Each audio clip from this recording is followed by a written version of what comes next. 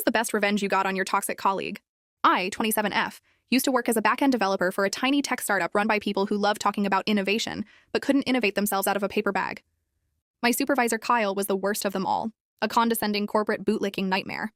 He never wrote a single line of usable code, but he was elite at one thing, stressing everyone else into doing his work, and I was his favorite target. The final straw happened over a special project he suddenly assigned me, a new back-end feature that would supposedly open the company to a massive client segment. Huge money, huge opportunity, and completely off the books. Because it wasn't officially approved yet, Kyle said I couldn't use company equipment and had to work on it at home in my own time so things don't get messy with HR. Translation? He wanted full credit without leaving a trace. I did everything. I told him I didn't feel comfortable, but he said, if you're really committed to your future here, you'll get it done. I spent nights and weekends building this complex integration on my home PC, drinking coffee like water, while Kyle hovered every morning asking for updates he didn't understand. Then I realized something. He wasn't just planning to take credit. He was bragging to senior management that he had personally been building this feature for months.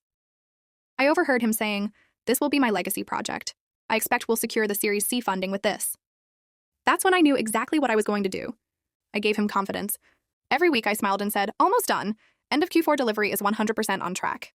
I said to him, "It's best I keep the original copy and send it to you on the day of presentation."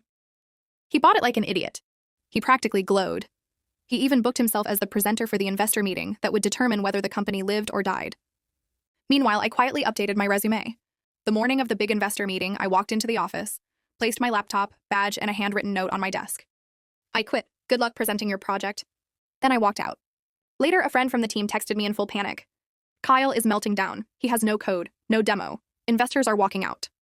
Apparently, he stood in front of a room full of potential investors clicking through a completely empty prototype, sweating through his shirt while the CEO's face turned purple. The investors ended the meeting early. The CEO fired him on the spot. And here's the best part.